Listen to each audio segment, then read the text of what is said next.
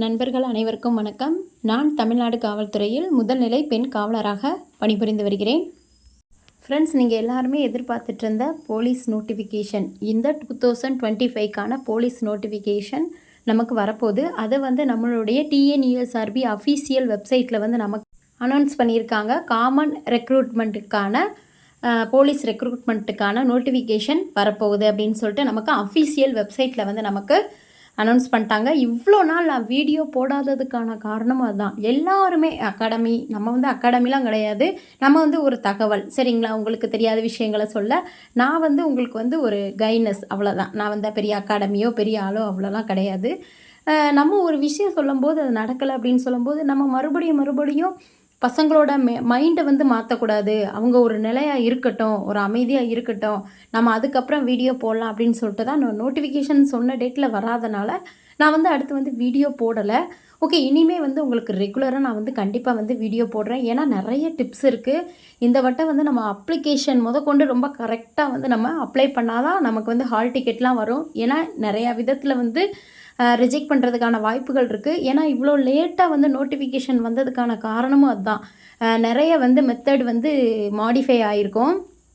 நம்ம சப்மிட் பண்ணுற சர்டிஃபிகேட்ஸ்லேருந்து எல்லாமே நமக்கு நோட்டிஃபிகேஷனில் அடுத்து என்ன சொல்கிறாங்க அப்படின்னு பார்க்கலாம். பிஎஸ்டிஎம் நம்ம அப்ளை பண்ணும் போதெல்லாம் புதுசாக வாங்கணுமா, இல்லை பழைய பிஎஸ்டிஎம் வச்சுக்கலாமா? கண்டிப்பாக ஒரிஜினல் தேவை. ஜெராக்ஸ் மட்டும் எந்த சர்டிஃபிகேட்லேயுமே ஆகவே ஆகாதுப்பா. ஒரிஜினல் வேணும்ப்பா. சர்டிஃபிகேட் வெரிஃபிகேஷனில் கம்பல்சரி ஒரிஜினல் நமக்கு தேவைப்படும். தயவு செஞ்சு இனிமேல் வெயிட் பண்ணாதீங்க. இந்த வருஷம் நிறைய இதில் பார்த்தேன், நிறைய வீடியோஸ் நான் அப்பப்போ பார்த்துட்டே தான் இருக்கேன். நிறைய இதில் கண்டிப்பாக எலெக்ஷன் வரப்போகுது, இன்னும் ஒரு 6 மாதம் தான் இருக்குது, அதனால் நோட்டிஃபிகேஷன்லாம் வராது அப்படிங்கிற மாதிரி சொல்லியிருந்தாங்க. நெக்ஸ்ட் இயர் தான் கால்ஃபர் வரும். அதெல்லாம் கிடையவே கிடையாது. நான் அதனால தான் உங்களுக்கு எதுவுமே சொல்லவே இல்லை. வெயிட் பண்ணாதீங்க தயவு செஞ்சு. இனிமேல் நமக்கு காலம் நேரமே கிடையாது. இனிமையாவது நம்ம ரொம்ப முழு மூச்சாக எஃபர்ட் எடுத்து படித்தோம். நிறைய பேர் சிலபஸே கவர் பண்ணிக்கலாம் உட்காந்துருக்காங்க. அந்த மாதிரி அவங்கெல்லாம் அடுத்து ஃபிசிக்கலில் கவனம் செலுத்துங்க, சரியா? அதுலேயும் நம்ம நிறைய மார்க் எடுத்தால் தான் கட் ஆஃப் உண்மையிலே ரொம்ப அதிகமாக இருக்கும். அதனால் நல்லா படிங்க, சரியா? இப்போ நான் ஒரு அகாடமியோட டெஸ்ட் பேட்சில் ஜாயின் பண்ணியிருக்கேன். அடுத்து உங்களுக்கு என்ன அகாடமியோட டெஸ்ட் பேட்சில் ஜாயின் பண்ணி நமக்கு எந்த மெட்டீரியல்ஸ்லாம் நல்லா இருக்குது அப்படின்னு சொல்லிட்டு கீழே கமெண்ட் பண்ணுங்கள். அடுத்து அதில் ஜாயின் பண்ணிவிட்டு நம்மளுடைய டெலகிராம் குரூப்பில் உங்களுக்கு போடுறேன். கீழே டிஸ்கிரிப்ஷன் பாக்ஸில் டெலகிராம் குரூப்போட லிங்க் இருக்குது. அதில் ஃபுல்லாக ஸ்டடி மெட்டீரியல் எல்லாமே இருக்கும். உங்களுக்கு என்ன தேவையோ அது எல்லாமே இருக்கும். ரெகுலராக ஃபாலோ பண்ணுற பசங்களுக்கு தெரியும்.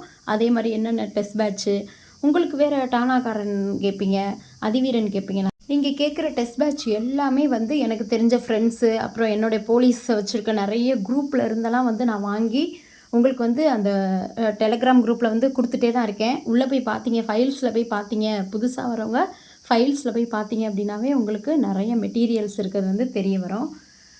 இதுவரை நான் படிக்கலை, இதுவரை நான் நோட்டிஃபிகேஷன் வராது அப்படியே அசால்ட்டாக விட்டுட்டேன் அப்படின்னு நினைக்கிறவங்கலாம் தயவு செஞ்சு இனிமேல் படிக்க ஆரம்பிங்க.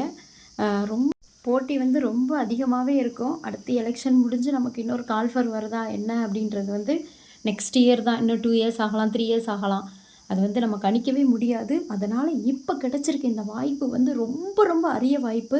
தயவு செஞ்சு பயன்படுத்திக்கிட்டு காவல்துறையில் சேரணும் அப்படின்னு நினைக்கிறவங்க கண்டிப்பாக பயன்படுத்திக்கோங்க. பொம்பளை பிள்ளைங்கள்லாம் இது அப்படி இருக்குமா, இப்படி இருக்குமா, கஷ்டமா, அப்படி பண்ணுவாங்களா, இப்படி, அதெல்லாம் மூட்டை தூக்கி எரிஞ்சிட்டு படிக்க ஆரம்பிங்க. எந்த காலத்தில் இருக்கீங்க? இன்னும் அப்படிலாம் நினச்சிக்கிட்டே இருக்கனால தான் நம்மளாம் இன்னும் கீழவே இருக்கோம். நம்மளை என்ன பண்ணணும், ஒழுக்கத்தோடு இருந்து கண்டிப்பாக போலீஸ் வேலையில் ஜாயின் பண்ணி நல்லாவே ஒர்க் பண்ணி நம்மளோட ஃபேமிலியை பார்த்துக்கலாம், சரியா? உங்களுக்கு வேறு ஏதாவது தகவல் வேணும் அப்படின்னா கீழே கமெண்டில் சொல்லுங்கள். இனிமேல் உங்களுக்கு நான் டெய்லி வீடியோ போஸ்ட் பண்ண ஆரம்பிக்கிறேன், சரியா? அடுத்தடுத்து நம்ம என்னென்ன சிலபஸ், எப்படி ஃபஸ்ட்டு அப்ளை பண்ணுறது, அதுக்கு என்னென்ன தேவை, அதெல்லாம் சொல்லிட்டு நெக்ஸ்ட் வீடியோவில் பார்ப்போம். எஸ்ஐ எக்ஸாம் நான் சொன்ன மாதிரி நவம்பர் ஆர் டிசம்பர் வரலாம். கோர்ட்டினுடைய தீர்ப்பை பொறுத்து தான் இருக்குது. ரொம்ப டிலேயும் ஆகலாம், சரிங்களா? நீங்களும் எஸ்ஐ எக்ஸாம் அப்ளை பண்ணியிருக்கவங்களும் கண்டிப்பாக பிசி எக்ஸாமுக்கும் எழுதுங்க, சரியா? நண்பர்கள் அனைவருக்கும் என்னுடைய மனமார்ந்த வாழ்த்துக்களை தெரிவிச்சுக்கிறேன். நன்றி, வணக்கம்.